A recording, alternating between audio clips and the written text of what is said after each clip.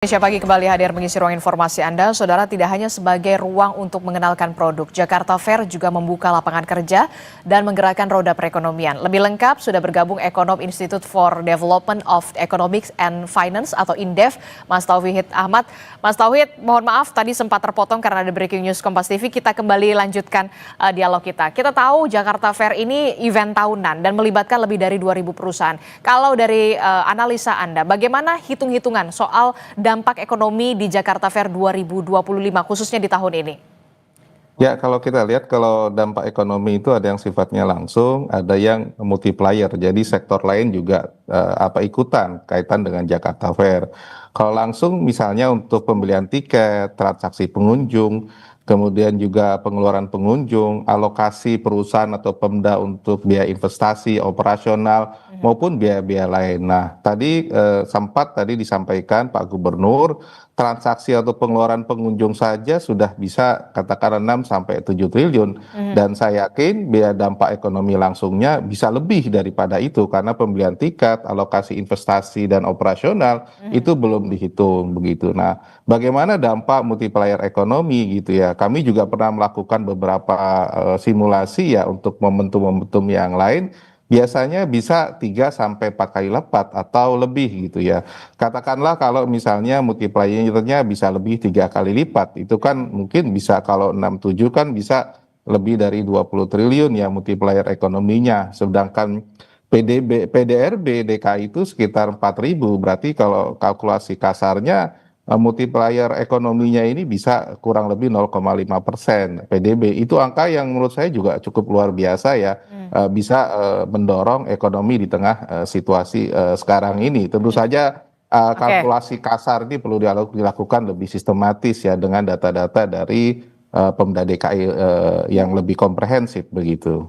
Oke. Kita tahu di tengah dampak ekonomi begitu yang saat ini terjadi. Yang pertanyaan selanjutnya kemudian seberapa signifikan Jakarta Fair ini bisa menggerakkan roda perekonomian begitu. Walaupun memang tadi Anda sebutkan ada efek multiplier di sana. Kalau kita melihat akan ada perbedaankah dampak Jakarta Fair di tahun ini dengan tahun sebelumnya? Seberapa signifikan?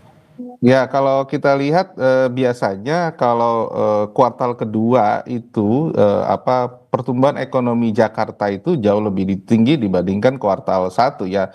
Kemarin pertumbuhan ekonomi Jakarta itu 4,95. Biasanya bersama dengan momentum ekonomi yang lain, kuartal kedua akan tumbuh. Nah, ini menjadi satu stimulus ya untuk ekonomi Jakarta lebih baik biasanya di sampai kuartal kedua. Mungkin meskipun sisanya juga ada di kuartal 3 karena pelaksanaan sampai bulan Juli begitu. Saya kira lumayan lah ini menambah meskipun kita tahu situasinya ada 2 hal. Yang pertama daya beli masyarakat lagi tidak dalam kondisi baik-baik saja ya. Betul. Yang kedua adalah penyelenggaraan ini berkurang ya seminggu ya dari 33 hari menjadi 25 hari. Nah, memang khawatirnya tadi putaran ekonominya agak sedikit meleset dari perkiraan begitu. Tapi ini tetap bisa mendorong momentum tambahan konsumsi masyarakat begitu. Tapi Anda optimis kemudian kalau kita lihat Gubernur Jakarta Pramono Anung ini kan targetnya nilai transaksinya di Jakarta Fair ini bisa meningkat 7,5 triliun rupiah. Nah, kalau Anda memprediksi apakah ini akan tercapai target dari Mas Pram? Mungkin meleset sedikit ya kalau saya lihat. Itu kan baseline-nya kan tahun 2024 pada saat itu euforia pemilu, konsumsi banyak, bantuan sosial lebih banyak dan sebagainya sehingga dan kedua katakanlah pasca Lebaran masih banyak orang yang kemudian memiliki uang. Ini kan sudah agak jauh begitu ya.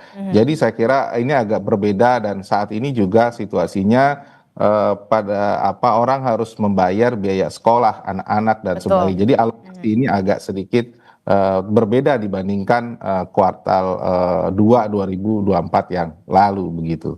Oke, ada sedikit perbedaan begitu ya dibandingkan dengan tahun sebelumnya. Kita bergeser sedikit kan kita tahu komposisi Jakarta Fair di tahun 2025 ini 45%-nya ini diisi oleh UMKM. Nah, UMKM ini mengambil peran. Bagaimana dampak Jakarta Fair ini ke perkembangan UMKM, Mas? Khususnya di Jakarta Fair 2025. Ya, saya kira kalau kita lihat ya, kalau jumlah memang biasanya UMKM lebih dominan ya. Cuma kali ini kan lebih sedikit ya, 45 banding katakanlah 55. Tentu kalau kita lihat ya ini tergantung transaksinya tentu saja. Kalau kita melihat belum ada report apakah transaksi ini lebih banyak disebabkan oleh pelaku UMKM atau menengah besar. Tapi kalau lihat struktur ekonomi biasanya sih menengah besar ini cukup lebih besar dibandingkan UMKM ya. Meski demikian bagi UMKM yang mendapatkan atau melaksanakan Jakarta Fair pasti akan terjadi peningkatan penjualan, kemudian peningkatan keuntungan dan sebagainya walaupun hanya kurang lebih 1 bulan karena momentum sebesar ini memang tidak terjadi sepanjang tahun ya. Kita hanya kalau di provinsi lain tuh cenderung hanya katakanlah momentum Lebaran sama momentum Oke. liburan hari raya Natal. DKI Jakarta ini punya Jakarta Fair. Saya kira itu kelebihan dibandingkan wilayah-wilayah lain. Oke, jadi event semacam ini, Jakarta Fair ini masih memberikan tren positif begitu ya untuk kemudian Betul. sedikit menggerakkan perekonomian dari Indonesia dan juga Jakarta khususnya terutama untuk UMKM. Terima kasih ekonom dari Indef, Mas Tauhid Ahmad telah Terima bergabung kasih. bersama kami. Sehat selalu Mas, Assalamualaikum, selamat pagi. Waalaikumsalam. Selamat pagi. Saudara, informasi penting lainnya masih akan kami hadirkan usai jeda, jadi tetaplah bersama kami dalam Sapa Indonesia Pagi.